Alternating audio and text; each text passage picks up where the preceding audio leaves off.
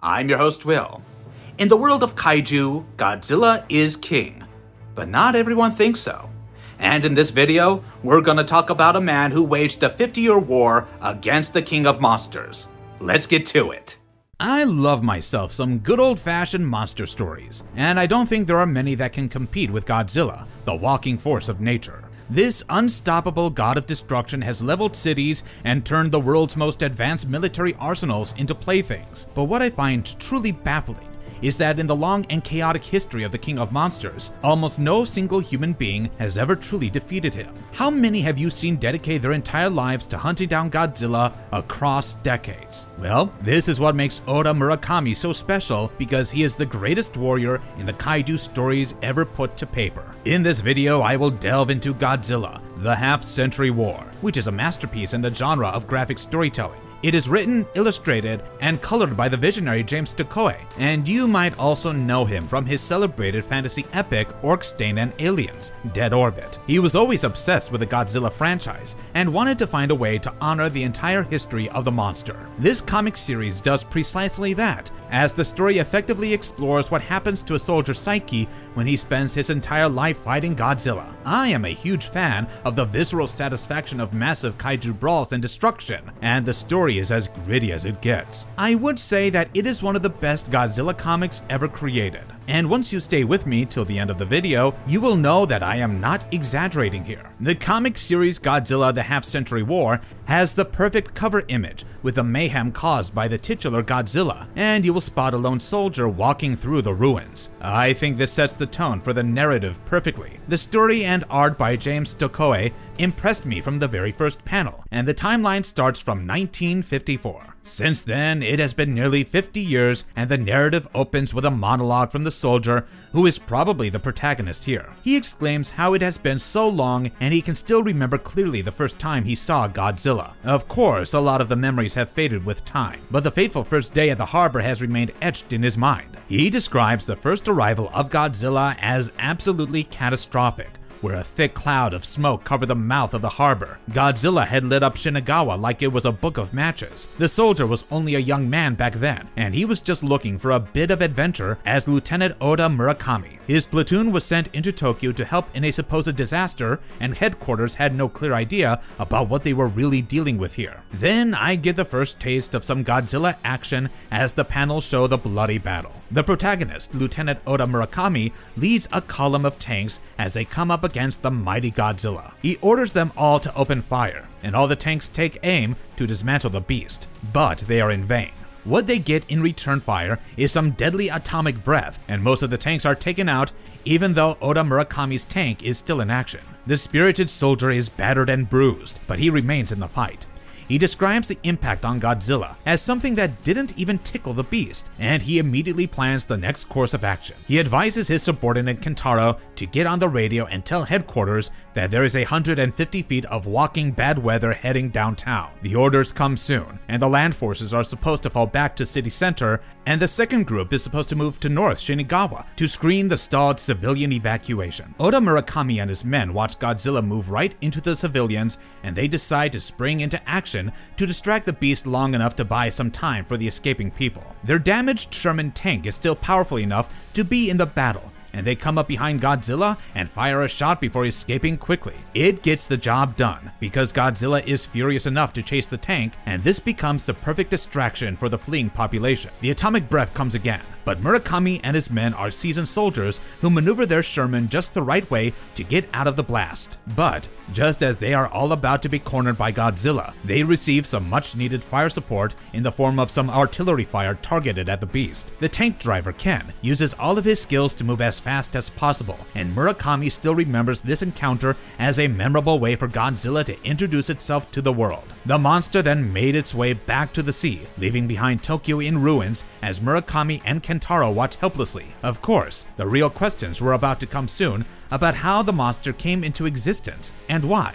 But for our protagonist, this was the first taste of real battle, and he had it in the worst possible way one could expect. In the aftermath of this first attack, it was revealed that the forces tracked down the monster just outside of Tokyo Bay, and after hearing the news, Kentaro and Murakami broke out of the hospital to watch a glimpse of the end. According to the news, some new secret weapon had been used to finish off the monster, and this was almost similar to the nuclear weapon, given the impact it had in the water with a bright flash of light. Several ships were tasked with the mission, and it was seemingly the end of the first bout as the monster called Godzilla in the papers was dealt with. But it soon turns out that the dealt with part isn't entirely true. Murakami is summoned again after a few months along with Kentaro, and they are selected for a special assignment because of his past experience with Godzilla. Colonel Schooler explains that there aren't many like them who have actually outsmarted the monster back in Tokyo. Apparently, the monster wasn't killed for good in the bay, and now it is back unless this is another Godzilla. To make matters worse, the man who knew how to hurt the monster is now dead,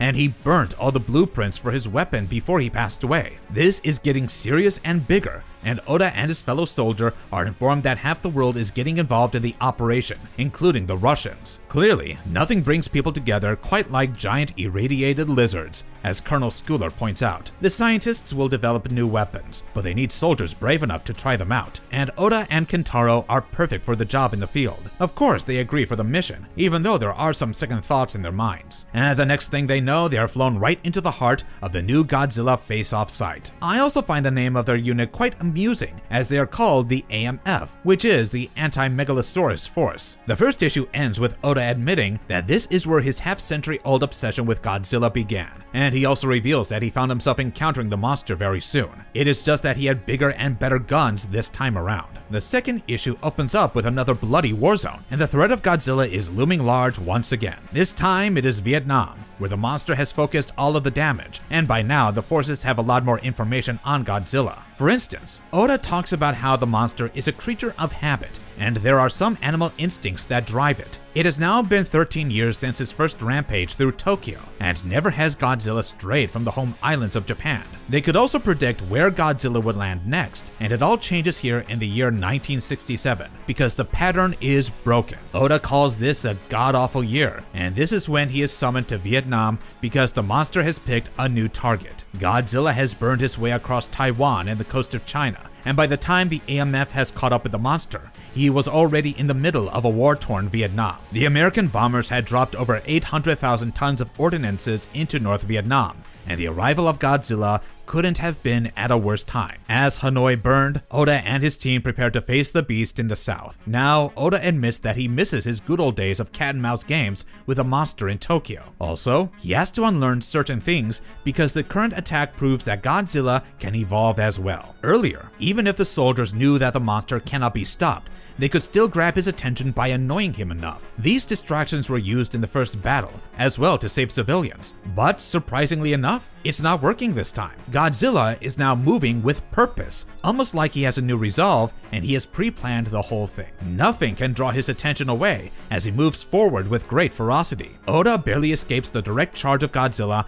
and he is flown away to safety, where he informs the soldiers about Godzilla's new move. He warns that if the monster is not stopped soon, he will rip right through Saigon. Unfortunately, the AMF is not allowed to enter North Vietnam, and this makes the whole situation very messy. Ota questions the hypocrisy of the situation, because when Godzilla flattens Hanoi, nobody bats an eye, and this is clearly war politics at play. The plan of action is quite simple. Godzilla is headed straight into a valley, and after anticipating this, the engineers have laid enough mines to stall the creature right there. Then the B-52 bombers will drop 1,000-pounder bombs to destroy Godzilla for good. The AMF tries to warn that the strategy might not work because they have tried this before and the monster is still walking around. But the American general is confident enough that he can flatten the beast this time. Meanwhile, I find it quite intriguing to learn some more about the AMF and the advancements made by the organization in the last few years, courtesy of Dr. Randall. He came from a background in deep core mining, and he developed new technology to crack the Earth's crust. When the AMF got him out of Scotland, they wanted him to develop something powerful enough to pierce the thick hide of Godzilla. Not all of Dr. Randall's inventions worked wonders, but some of them surely were inventive and could trouble the beast. This time around, he has assembled the latest weapon in armor-piercing technology, which can apparently shoot a hole through half a mile of solid granite if shot accurately. Dr. Randall expects the weapon to at least hurt Godzilla and make him change direction. Meanwhile, the Colonel discusses with Ota about the possible reasons behind Godzilla choosing a new target and moving so definitively aggressively, as if he is chasing something. Of course, the American attack on Godzilla is not a successful one, because even with all the firepower and bombings, the monster is still standing and hits back with a deadly atomic breath. Dr. Randall's weapon might be the only chance as the AMF prepares to get into the fight. 6 of those weapons are aimed at the monster and fired together, and they do work because Godzilla doesn't seem to like the impact of the hit. However, then comes a twist I wasn't prepared for. Another Godzilla-like monster emerges from the ground, and the two of them engage in an intense fight that stuns the soldiers of the AMF as well. Most of the guns are damaged, and only 2 remain, and the new plan is to wait till the monsters wear each other out before using the 2 remaining maser guns built by Dr. Randall. Soon the smaller monster is down, and just then, the American bombers send down tons of bombs to turn the whole landscape into a dusty and fiery maze. The defeated monster tunnels away to what I can only assume is a lucky escape, and Godzilla heads back towards the sea as Ota is disappointed by the lost opportunity of getting the monster down and out. Meanwhile, Colonel Schooler gives us some crucial information because he has tracked ahead of Godzilla's path and realized what the monster was really after. He just says that the AMF has a bigger problem than they initially assumed, and with this tense hint, the second issue ends. I have to give it to this comic series for building up on the suspense and surprising twists, and what I really admire so far into the 2 issues is the vivid artwork that captures the best of the Godzilla attacks and the humans fighting back. If you're familiar with the whole kaiju universe, you already know that Godzilla is not the only iconic monster out there, and the comic series soon reveals other threats as well. The 3rd issue takes you into the next big thing, and the storyline is premised in Ghana in the year 1975. Ota Murakami talks about how the world has changed after the Vietnam War. Earlier, it used to be Godzilla against the AMF, and even though they could not kill the monster, they still managed to defeat it or fend off its attacks. The AMF lived with the confidence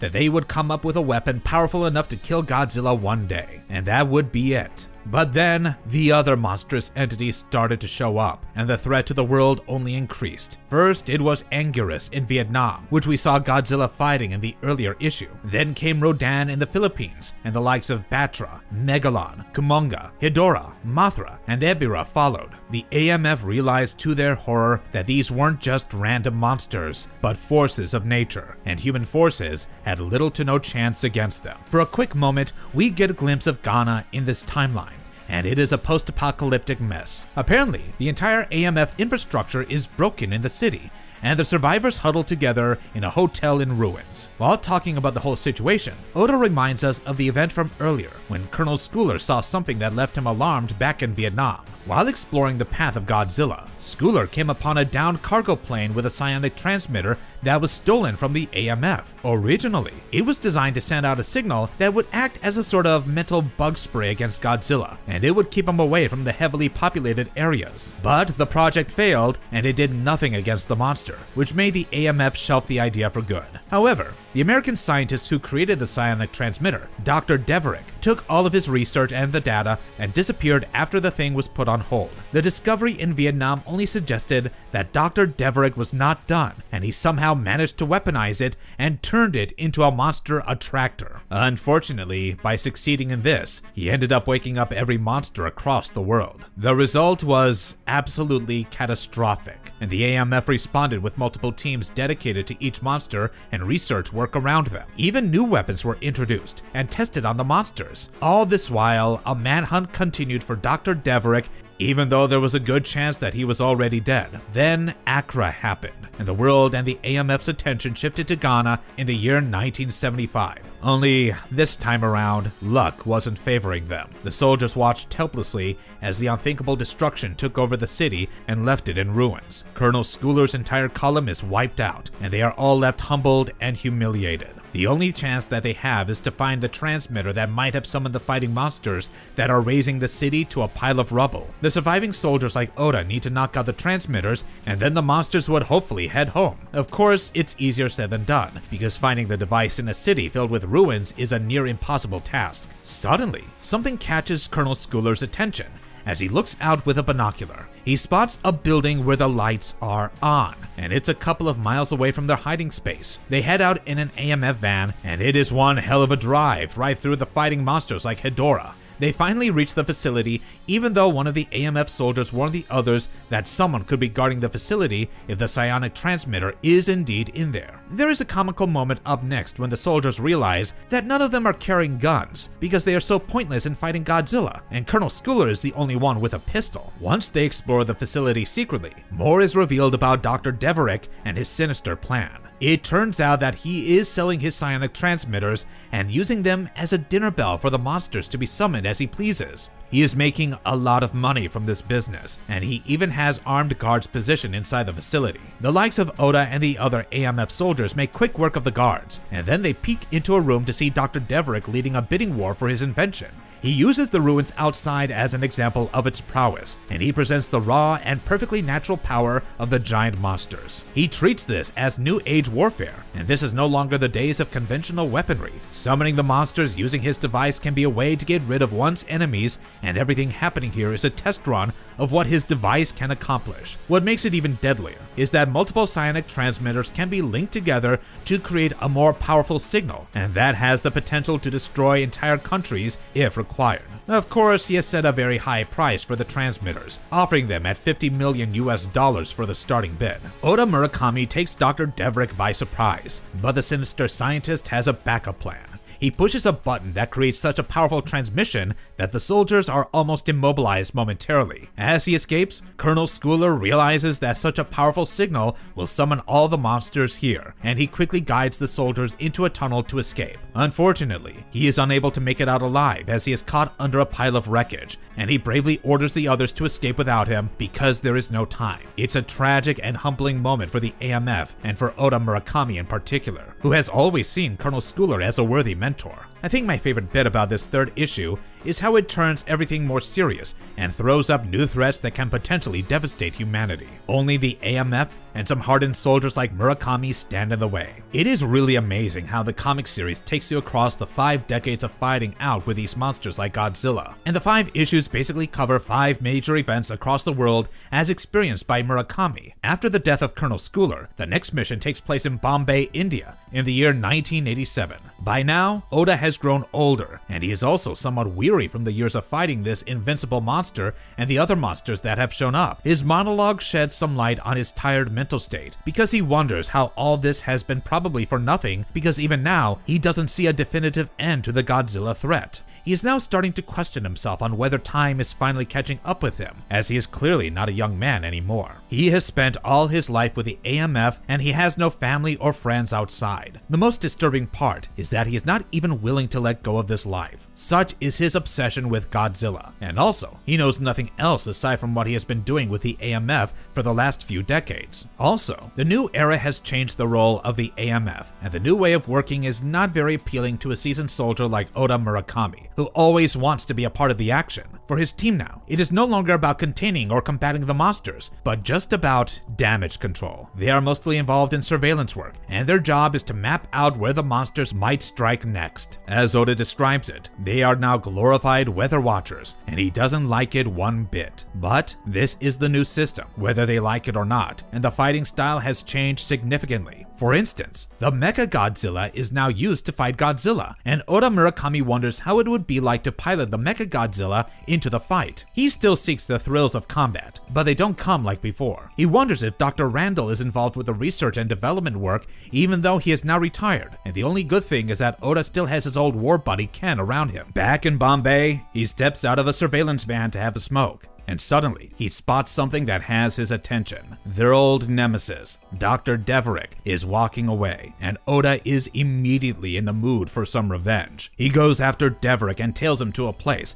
where he is busy finalizing a deal. Suddenly, Ota attacks him without warning and pins him down to the ground. He is determined to make him answer for all his crimes and the deaths that he is responsible for. Meanwhile, Deverick shows off his newly perfected psionic device and claims that it is now 1,000 times more potent than the last model. As Ota rains down a few punches on this despicable fellow, something unexpected happens. There is a flash of blinding light, and we know immediately that we are in for another kaiju attack. This time around, the attacker seems to be even more powerful than Godzilla, and outside, the situation worsens. Earlier, it was Godzilla fighting the Mechagodzilla, but the new threat is far too overwhelming, and the Mechagodzilla stands no chance. Even Godzilla seems to be losing the fight, and this makes Ota Murakami decide something that he never thought he would. He plans to weaken the new monster enough for Godzilla to take him down, not because he favors Godzilla, but because he wants the greater threat gone for good. He gets into the Mechagodzilla and pilots the mechanical giant into the fight. There were 3 Godzillas in Bombay that day, and the new arrival, Space Godzilla, was taken down with some help from Murakami maneuvering the Mechagodzilla. The real Godzilla walked away safely, but Ota wondered if Deverick had actually opened up a horrifying reality where new monsters could emerge from all corners of the universe. In such a scenario, it would be important for them to be perfect allies, and all the countries must come together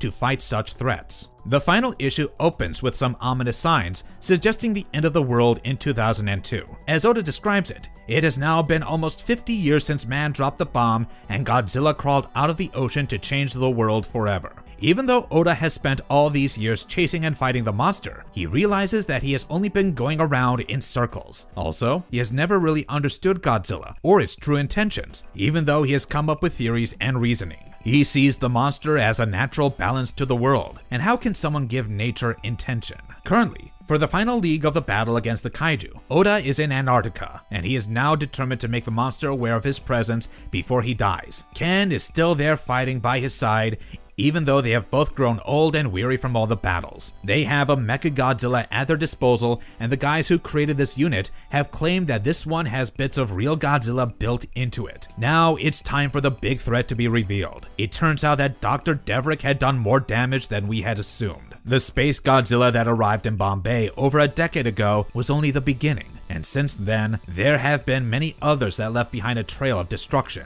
Within a year, half the world was left in tatters, and the other half could only wait helpless and pray for their turn to be over. New monsters like Gigan and King Ghidorah have pushed back humanity considerably, but now, the likes of Ota are confident about their will to fight back. The only comforting news here is that Ota and Ken have a new weapon that is probably the best chance of humans against the monster threats. It's called the Dimension Tide, and it's the best anti-monster weaponry ever created. It's basically a weapon designed to fire a miniature black hole at the monsters, and Ota exclaims that if this doesn't get them off the planet, then they deserve to rule the place. The new mission is such a dangerous one that it might be the last one for Ota Murakami, and his friend Ken is honest enough to give him a solid reality check. Even then, Ota is ready to pilot the new Mechagodzilla and unleash the deadliest weapon ever on the new monsters. The next few panels are completely insane, as the pictures of the Battle of the Titans are painted in all its brutal glory. Ota Murakami does pretty well for himself, even though he is now an old man. He uses the Mechagodzilla to good effect and causes significant damage to Godzilla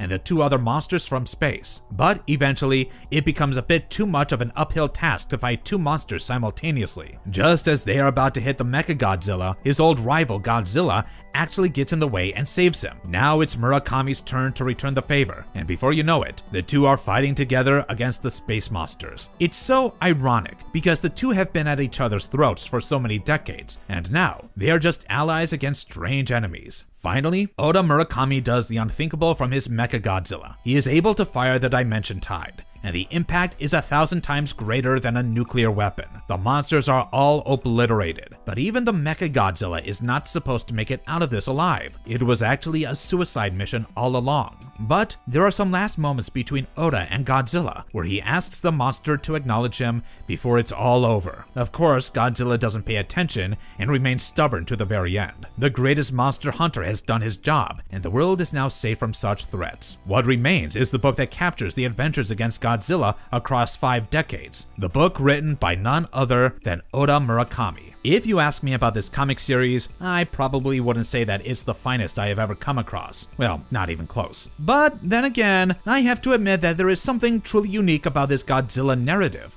All the fighting against deadly monsters and the heartening characters like Ota Murakami, Ken, and Colonel Schoolers makes this an engaging read. The fight sequences are incredible, and I have to say, hats off to the artwork that captures such difficult moments. As for the story, it could have been better and more detailed with some addition to the lore, but I'm not complaining, because it does serve the purpose of entertaining and holding my attention. Overall, it is a solid masterpiece that deserves to be more popular, and it is great to see a solid end to the long line of monster hunting. Let us know in the comments down below what you think of this comic series, and also share your thoughts on the narrative and how the story ends with the sacrifice of the protagonist. Until next time!